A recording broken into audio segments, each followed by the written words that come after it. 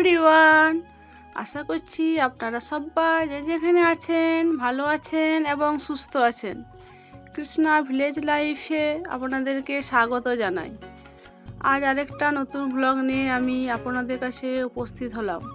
আশা করছি আপনাদের ভালো লাগবে। ভালো লাগলে অবশ্যই লাইক, কমেন্ট এবং শেয়ার করবেন এবং আমার পাশে থাকবেন। তো সকালে ঘুম থেকে উঠে ব্রাশ করে নিয়েছিলাম। ব্রাশ করার পর চা করে সবাইকে চা দিয়ে দিয়েছিলাম। চা খাওয়ার পর ছেলেটা তো টিউশনি চলে গিয়েছিলো, ওর বাবা নিয়ে গিয়েছিলো। আর এদিকে বাবাকেও চা দিয়ে দিয়েছিলাম। তো সবারই তো চা খাওয়া হয়ে গিয়েছিলো। তারপর দেখুন আমি রান্নাঘর, বারান্দা, মেজে সব ঝাড় দিয়ে পরিষ্কার করে নিয়েছিলাম। এখন আমি চলে এসেছি উঠোনের মধ্যে, উঠোনটাকে ঝাড় দিয়ে পরিষ্কার করার জন্য। তো সামনের দিকটা তো ঝাড় দিয়ে পরিষ্কার করে নিলাম, দেখলেনি। এবার এদিকে চলে এসেছি পেছনের দিকটাতে, এই ধারটাকে ভালোভাবে ঝাড় দিয়ে পরিষ্কার করে নেব। আর ওই যে ফুল গাছটার উপরে দুটো পাতা পড়েছিল, সে দুটোও দেখলেন, হাতে করে আমি সরিয়ে নিলাম। তো এই ধারটা পরিষ্কার করে এখানে জড়ো করে রেখে দেব। আর এদিকে যখন গোয়াল ফেলাবে, গরুর গোবরগুলো ফেলাবে, তখন ওই গঞ্জাগুলো নিয়ে গিয়ে সারের মধ্যে ফেলে দেবে।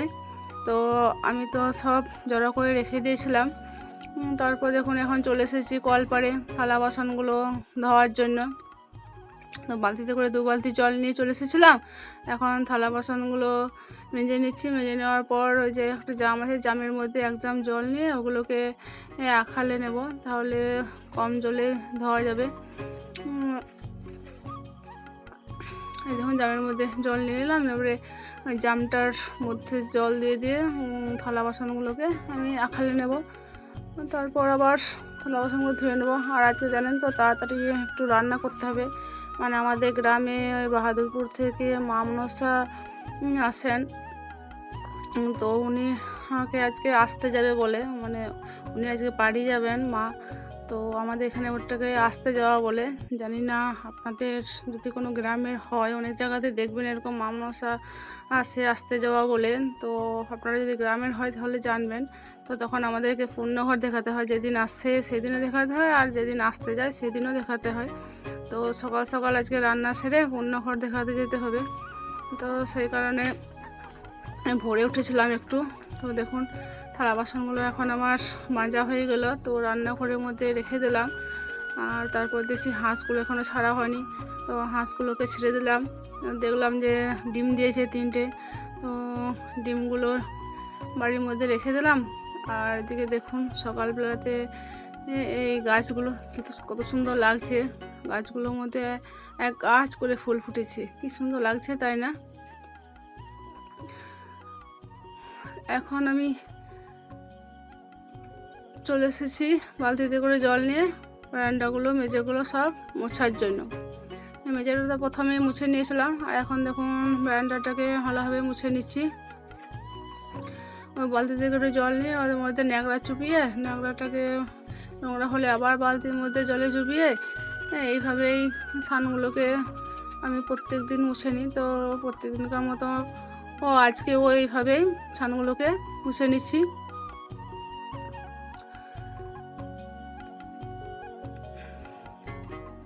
এই দেখুন ছানগুলো তো এখন মোছা হয়ে গেল। ছানগুলো মোছা হয়ে গেলে আমি স্নান সেরে নিয়েছিলাম। স্নান সারার পর এই তুলসী মন্দিরে ফুল জল দিয়ে নেব। তারপর বাড়ির ভেতরে যে ঠাকুরগুলো আছে সেগুলোকে ঠাকুরের চরণে ফুল নিবেদন করে দেব। আর দেখুন এখানে কটা ফুল তুলে নিলাম, তারপর তুলসী মন্দিরে দিলাম। তারপর আর এখন দেখুন জল দিয়ে দেব। জল দেওয়া হয়ে গেলে আমি বাড়ির মধ্যে ঠাকুরের চরণে ফুল দিয়ে নেব। আর এদিকে দেখুন ছাগলের বাচ্চাটা কি সুন্দর দুধ খাচ্ছিল ওর মায়ের।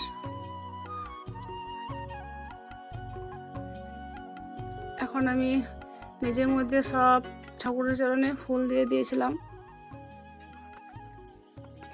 ফুল দেওয়ার পর আমি চলে এসেছিলাম রান্নাঘরে। সব কিছু রান্না জোগাড় করে একদম রেডি করে নিয়েছিলাম, যাতে তাড়াতাড়ি হয়। 2টো ওভেনের মধ্যে তাড়াতাড়ি রান্না করে নেবো। আর দেখুন মুড়ি খাওয়ার জন্য আলু ভেজেছিলাম, একটা ওভেনের মধ্যে আলু ভাজা পেয়ে দিয়েছিলাম। আর আরেকটা ওভেনের মধ্যে ভাত খাওয়ার জন্য যে কিন্দুরিগুলো ভাজবো, তো সেগুলো চাপিয়ে দিয়েছিলাম। তো কিন্দুরিগুলো তো হালকা আছে ভাজি, তো অনেক সময় নেয়, সেই জন্য ওকে আগে চাপিয়ে দিয়েছিলাম। এখন ভাতগুলো এখন আমার ফুটে গিয়েছিলো, প্রায় হয়ে গেছিলো। আর এই কিন্দুরিগুলো আমি নেড়ে নিচ্ছি। তো ভাতগুলো হয়ে গেলে ভাতটা নামিয়ে দিয়ে ওই ওভেনে আর একটা সবজি চাপিয়ে দেবো। আর যে কিন্দুরিগুলো ভাজা হয়ে গেছিলো, তো তারপর ওই কড়াইয়ের মধ্যে তেল দিয়ে বেগুনটাও ভেজে নিলাম। আর এদিকে ভাতটা তো আমার হয়ে গেছিলো, তো ভাতটাকে মাছ ধরতে দিয়ে দিয়েছিলাম। তারপর এখন আমি পটলের সবজিটা আছে ওটা রান্না করে নেব। তো ওই কড়াইয়ের মধ্যে তেল দিয়ে দিলাম, এই কড়াইতে তেল দিয়ে দিলাম। তেলটা গরম হয়ে গেলে পটলগুলোকে দিয়ে দিলাম। পটলগুলোকে তেলে ভালোভাবে কষিয়ে নেব। এখন নাড়াচাড়া করে কষিয়ে নেব। কষানো হয়ে গেলে পটলগুলোকে নামিয়ে আবার ওই কড়াইয়ের মধ্যে হালকা তেল দিয়ে সয়াবিনগুলোকে ভেজে নেব।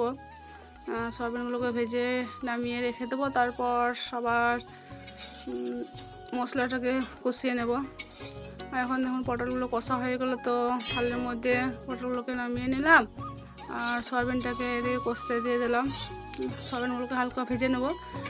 ভেজে সয়াবিনগুলোকে নামিয়ে রেখে দেবো। তারপর দেখুন আবার ওই কড়াইয়ের মধ্যে তেল দিয়ে দিয়েছিলাম, 5 ফোড়ন তেজপাতা দিয়ে দিয়েছিলাম। তারপর মশলাটা দিয়ে দিলাম।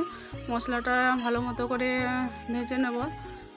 মশলাটা ভাজা হয়ে গেলে ওর মধ্যে তাড়াতাড়ি রান্না করবো করে ভাতের মধ্যে পটলের আলুগুলো সেদ্ধ করতে দিয়ে দিয়েছিলাম। তো সেই আলুগুলোকে ভেঙে দিয়ে দেবো। তো ভেঙে রেডি করে রেখেছিলাম। এখন দেখুন দিয়ে দিয়েছি কড়াইয়ের মধ্যে। মশলাটা ভালো মতো ভাজা হয়ে গেলে ওর মধ্যে জল দিয়ে দিয়েছিলাম, আলুগুলো দিয়ে দিয়েছিলাম। তারপর একটু ফুটে এলে পটলগুলোকেও দিয়ে দিলাম। এবার পরিমাণ মতো লবণ দিয়ে দেবো। লবণ দিয়ে রান্না হয়ে গেছিলো আমার এখন। আর তারপর সয়াবিনগুলো দিয়ে দিয়েছিলাম, কেননা সয়াবিনগুলো একটু দেরি দিয়ে দিয়েছিলাম, কেননা আমি তো সয়াবিন খেতে হবো না, ডাক্তার বারণ করেছে। সেই কারণে আমার জন্য সবজি তুলে রেখে তারপর সয়াবিন দিয়ে দিয়েছিলাম। আর এখন দেখুন রান্না করার পর আমি যাচ্ছি মায়ের ঘর দেখার জন্য। গোটা গ্রামটাই ঘুরতে হয় জানেন তো। তো যাই হোক, ওখানে আর ফোনটা নিয়ে যায়নি, কেননা সবাই তো ক্যামেরার সামনে আসতে চায় না। তো সেই কারণে ওই ছবিগুলো আপনাদের সাথে আমি শেয়ার করতে পারলাম না। তো তারপর দেখুন ঘর দেখিয়ে এসে তারপর আমি স্নান সেরে নিয়েছিলাম। স্নান সেরার পর খাওয়া দাওয়া করে তারপর বিকাল হয়ে গেছিলো। তারপর দেখুন গ্যাসগুলোকে মুছে নিয়েছিলাম। আর দেখুন ছাগল ছানাগুলো সবাইকে ঘাস দেওয়া হয়েছিল, ঘাস খাচ্ছিলো। আর গাছটায় দেখুন কত আম ধরেছে। আর তারপর বিকাল হয়ে গেছিলো, তো কাপড় জামাগুলো আমি গুছিয়ে নিলাম, কুড়িয়ে নিচ্ছি এখন। তারপর গুছিয়ে রেখে দেবো। আর তারপর আমি ঝাড় দিয়ে দিচ্ছি। তো বন্ধুরা, আজকের ভ্লগটা এই পর্যন্তই, আর বেশি বড় করব না। দেখা হবে আবার পরবর্তী ভ্লগে।